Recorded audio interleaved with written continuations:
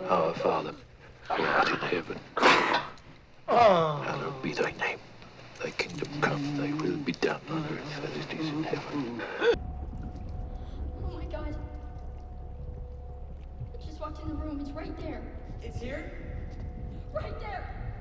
Jay. Coming in at 5, overcome the fear. It is common knowledge that demons thrive on fear. They can sense it, drawing them towards the vulnerable and weak-minded. Try to reduce your fear, and accept that demons and ghosts alike may actually exist and be present in our realm. If you do find yourself face to face with a demon or ghost, announce yourself. It may, hopefully, be friendly or in need of help. I mean, it's probably not, but maybe it just wants to chat. You never know. Again, probably not. Hence why this is our number 5 point. What you do need to accept though is that a demon will never leave on its own accord, not until it gets exactly what it wants from you, which leads us into our next number. Coming in at 4, finish their unfinished business. That's right, this applies more to spirits than demons, but you may never know what a demon is going through. Lingering entities usually have unfinished business in our realm, business that they can no longer finish for themselves. They haunt or possess in order to lure a human into doing their bidding for them. The best thing is to do is hear them out, listen to what they have to say, because it could be as simple as finding a videotape that proves they were poisoned by their stepmother, or fixing an elevator so they can finally make it to their party. And if those two references went over your head, then perhaps you should start inviting in those demons and spirits. It's probably for the best. In at 3, hire paranormal investigators. If our previous numbers fail you, then the next best option is to call up your local paranormal investigators or ghost hunters. As we should all know by this point, it's okay to ask for help, especially if a demon is lingering in your subconscious or inside someone you love. If the absurd amount of Ed and Lorraine Warren movies have taught us anything, it's that it's better to hire someone else to do the expelling instead of doing it yourself. It is common knowledge that some people are more in tune with the realm of the dead, and allowing them to communicate to the demons who just won't leave might be the answer to your prayers. Coming in at 2, pray to a higher power. Whether you're religious or not, praying to a higher power of your choice may just weaken the demon or entity possessing you, and could be the catalyst that helps expel it from our world. Seeking a higher power could give you some comfort in facing the demon that plagues you, and if you find some power from above or some goodwill, then you are on the right path to vanquishing it. Whatever god you believe in may work better than our previous numbers. Well, it will at least work better than trying not to be afraid, that's for sure.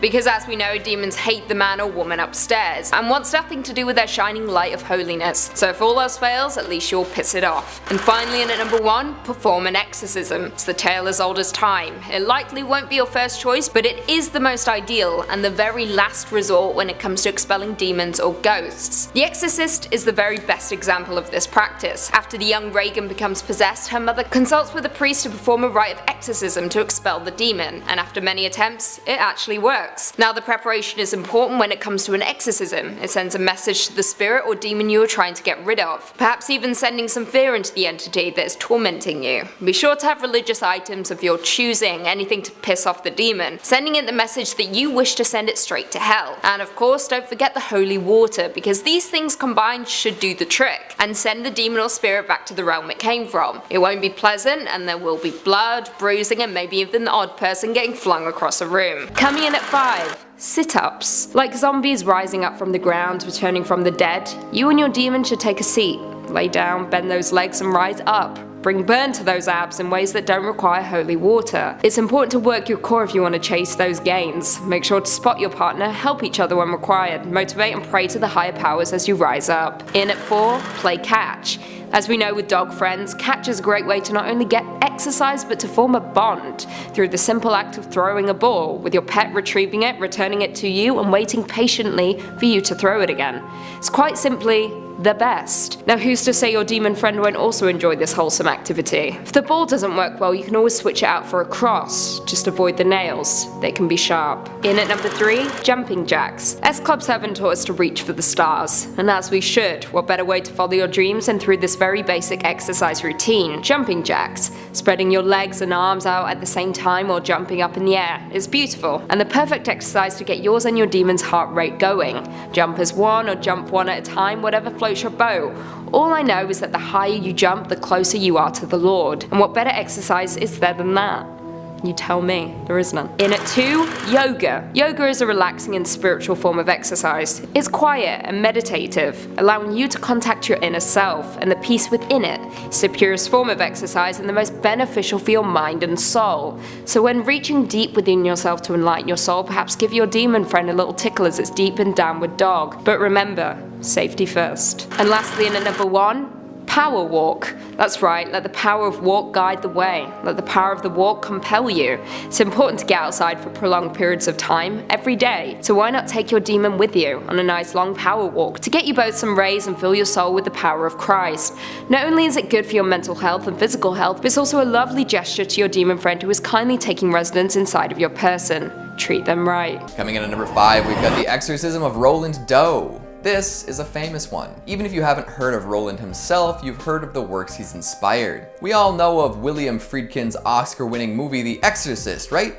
Well, that was based on a book of the same title written by William Peter Blatty, which in turn was inspired by claims surrounding the exorcism of Roland Doe. It took a while, but this story made it into the homes of horror fans around the world. Back in the 1940s, priests of the Roman Catholic Church caught wind of a victim of demonic possession. The victim was a 14-year-old boy under the pseudonym of Roland Doe. Some say that the alias Robbie Mannheim was used as well. Either way, he underwent a series of exorcisms performed by different priests. First, a Lutheran pastor who claimed that he saw furniture moving around by itself. After witnessing this, he recommended the boy's parents reach out to a Catholic priest. Thus began a procession of priests coming through and attempting to remove demons from poor Roland. During these exorcisms, many strange things happened. Roland managed to snag a bed spring and use it as a weapon, slashing the attending priest. Another pair of priests claimed to see a shaking bed and flying objects, along with the boy speaking in a demonic voice and avoiding sacred objects with all his might. The final exorcism saw Roland break the nose of the priests trying to assist him. Thankfully, after this incident, Roland went on to live a normal and largely undemonic life. After all the hubbub, plenty of skeptics and other interested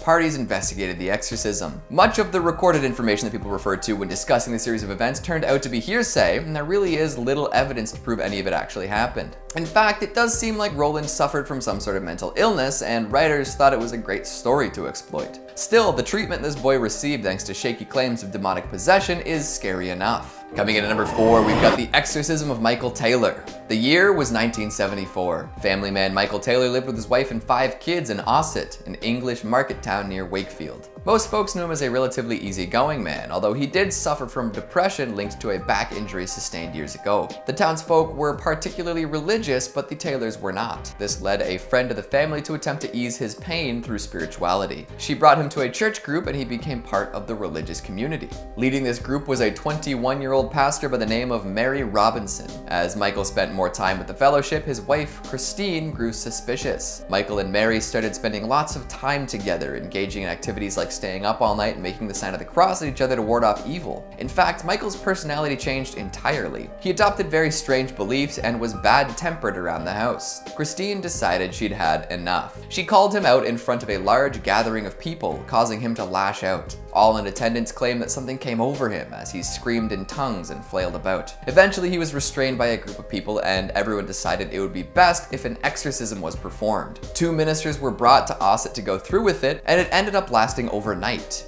Michael screamed and flailed and scratched and bit the whole time, prompting the ministers to tie him to the floor. They claimed that over 40 demons had possessed Michael and they weren't going to leave easily. In fact, the priests succumbed to exhaustion at 8 a.m. the next morning. They told Michael and Christine to head home and rest up for the final part of the exorcism, which in hindsight was a bad call. Now, whether or not demons actually infested Michael can never be proven, but what he did next definitely can be. A couple of hours after being sent home, Michael was found covered in blood. He had killed Christine as well as their pet dog. The entire living room was covered in blood and Christine's face had been ripped off. Michael had succumbed to something terrible and murdered his wife after his awful exorcism. Something tells me the church's intervention might not have helped poor Mike, and it definitely didn't help Christine. Coming in at number 3, we've got The Exorcism of Terence Cottrell. This is just terrible.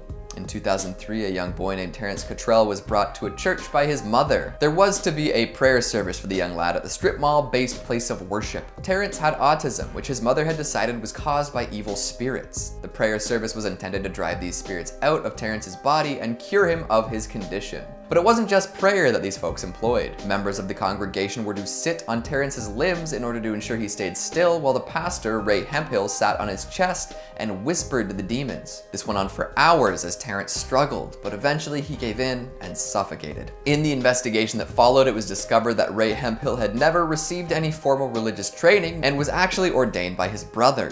He was not qualified to be performing an exorcism, nor was he really ready to be leading services. What bothers me the most is how blindly the folks of the church followed his lead, allowing him to literally suffocate an 8-year-old boy. No charges were laid against the other people involved in the terrible ritual, as they all cited their Fifth Amendment right to refuse to testify in order to protect themselves. My goodness. Coming in at number 2, we've got the exorcism of the Ammons family. Most exorcisms involve one person possessed by multiple demons, right? Well, what about a whole family possessed by demons? Apparently this did indeed happen in Indianapolis. In 2011, LaToya Ammons and her family moved into a rental house along with LaToya's mother. Soon after they settled in, they noticed that an unnatural amount of black flies were swarming their porch. If that doesn't seem too weird to you, keep in mind that this was in December. They did their best to get rid of these pesky insects, but they just kept coming back. They would also hear footsteps throughout the house late at night and would often find doors swung open that they knew they'd left closed. One night, a dark figure was seen pacing in the living room, leaving wet boot prints behind. Things only got weirder from there. Late one night following the funeral of a loved one of Ammon's children levitated above her bed for all to see. After seeking help from a team of clairvoyants, the demonic possession got even worse. The children would don evil smiles, and their eyes would bulge as they discussed satanic things and conversed with people who weren't there. After one particularly bad incident ended up sending 2 of her boys to the hospital, medical staff witnessed the 9-year-old son walk backwards up a wall. All of this craziness led to the Department of Child Services getting involved, and the children were taken into custody. This prompted Ammons to take more decisive action. She brought in a priest who sought official permission to perform an exorcism. Bishop Dale Melchick was reluctant, but Reverend Michael Maganot sought help from other priests who had performed exorcisms. Eventually the house was cleansed of demonic presence, but not before Ammons was put through hell. The story does have a happy ending though, as 6 months after her children were taken into DCS custody, LaToya was able to welcome them back home. Honestly, this is a very interesting read, so go check out the whole story in the description. And finally, at number 1, we've got Annalise Mitchell. We started with the basis for an exorcism movie and will end with the basis for an exorcism movie.